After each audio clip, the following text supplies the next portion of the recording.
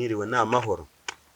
Ihuro n'ihuriro nk'uko bisanzwe ni Mr. B, musanga kuri channel yitwa Mr. B i Rwanda. Uyu munsi noneho ntibisanzwe, byahindutse. Tugiye kubakorera ikindi cyegeranyo cy'indirimbo eshatu za kera n'indirimbo eshatu z'ubu zijya gusa, nubwo abantu benshi bemeza ko abana bubu ari bo baririmba ibishegu, nubwo njye ntemera kwijamba ibishegu bibaho, kuko indirimbo yose aba ari indirimbo. Ariko izo ndirimbo nicyo kintu tugiye gukoraho ubusesenguzi uyu munsi, tukirebeho, tukiganireho, tumenye koko niba abana bubu cyangwa bake abahanzi ba kera hari aho batandukaniye na bubu. Murakoze cyane. Uyu munsi indirimbo ya mbere tugiye kwifashisha n'umuhanzi wa mbere tugiye kwifashisha, ndahera ku bahanzi bakuru bacu kandi bubahwe.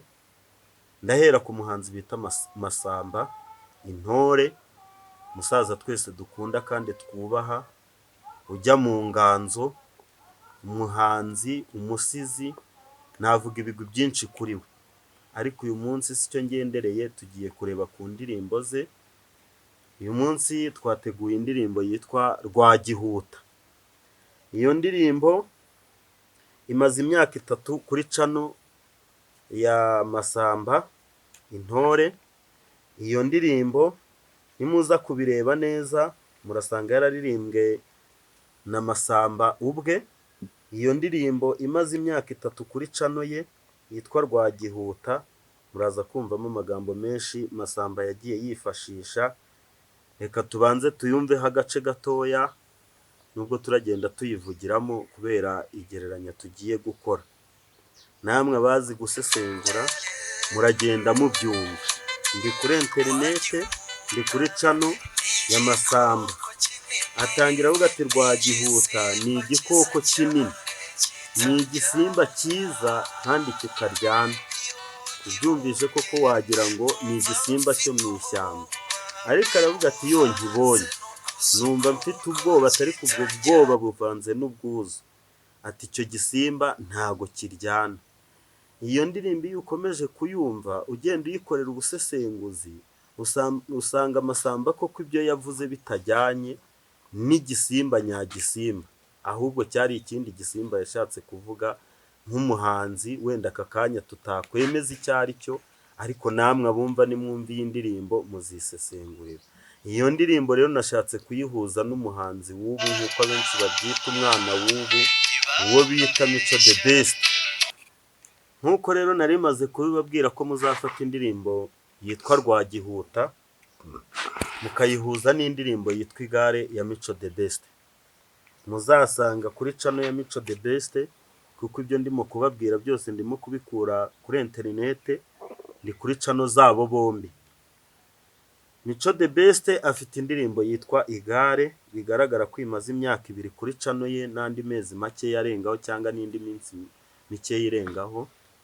Mico The Best yaricaye, ni umuhanzi twese tuzi, ariko abasaza ba kera bita umwana w'ubu. Yaricaye akora indirimbo yitwa Igare.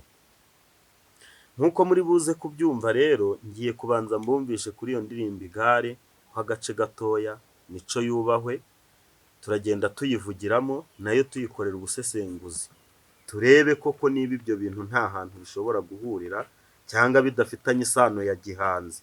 Twumve niba Mico koko Igare yavugaga ntaho rihurira na cya gikoko kinini. Murakoze cyane. Abumva namwe muraza kwisesengurira. Mico atangira abwira umukobwa ati kataka tuve mu kigare. Agakomeza avuga ati papa we yamwihereye igare ngo ajye ariryaho umunyenga. Atari ku muntu uzi kunyonga aramuhaho na watwari. Ati wurire, ati kandi aho urananirirwa ndaguheka, niyo twashyiramo aka gace konyine.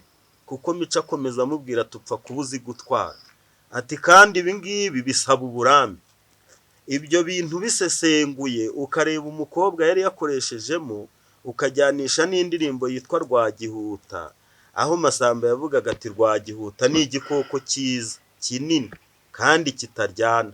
Masamba akomeza avuga ati iyo nkibonye ati numva mfite ubwoba ariko buvanze n'akanyamuneza. Ukibaza igisimba umuntu abona akagira ubwoba ariko buvanze n'akanyamuneza.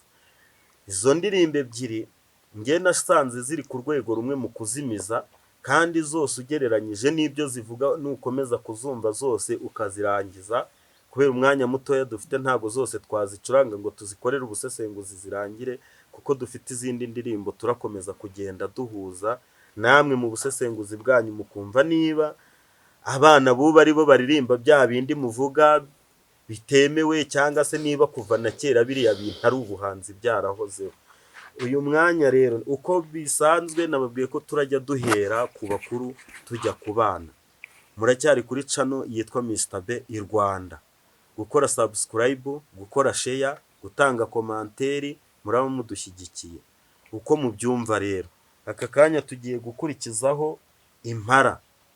Impara ni orchestre yakunzwe cyane mu Rwanda, birenga no gukundwa mu Rwanda, bigera ubwo yaba yagera no hanze y'igihugu. Mu bihe bya kera ntibyari byoroshye. Impara zakoze indirimbo ziyita Mama Munyana.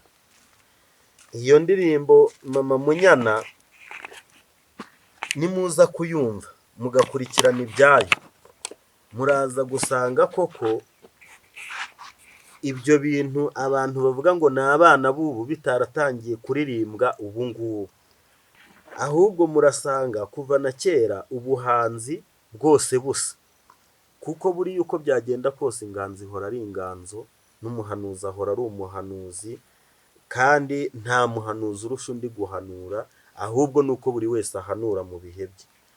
Nk'uko rero tubibona, indirimbo yitwa Mama Munyana turayisanga kuri Rwanda Tube. Ni indirimbo baprodinzeho, imaze imyaka 11 bayaprodinzeho, turi kuri interinete. Iyo Rwanda Tube ifite abantu 186 bayikurikirana. Rero murumva ko iyo ndirimbo imaze igihe kinini, ariko ugereranyije nuko aribwo bayaprodinze, ntabwo iyo ndirimbo aribwo twavuga yasohotse. Iyo ndirimbo rero nk'uko muri bubyumve, ijwi riri bwiganzemo cyane ni irya Sebanani, ariko yanditse ku Mpara. Iyo ndirimbo rero niyo tugiye kubanza kumva. Sebanani n'abo bakoranaga batakiriho, Imana ibahe iruhuko ridashira kandi baruhuke mu mahoro, kandi aheza ni mu ijuru. Nk'uko rero mugiye kubyumva, muratwihanganira kuko turagenda tuyivugiramo gakeya, tuyikorera ubusesenguzi, tuyihuza n'ibyubu. Uko mwumva iyi ndirimbo dutangiye gucuranga, Sebanani atangira avuga ati Mama Munyana, njye nananiwe kukwibagirwa. Ati nibuka cyane ubwo nagutumagaho Munyana. Uko byumvikana, Mama Munyana yari umuntu w'umubyeyi ufite umwana witwa Munyana. Aramubwira ati ko nkukunda nkahera hanze. Ubwo urumva ko yashakaga kujyamo mu nzu. Aramubwira ati ariko weho uhitamo kwinimira. Iyo ni indirimbo ya Sebanani. Ati iyo nyuze iwanyu sinifuza kurunguruka, namwe ijambo kurunguruka murarizi. Ati iyo unkubise amaso uhita wikingirana. Ati biterwa n'iki?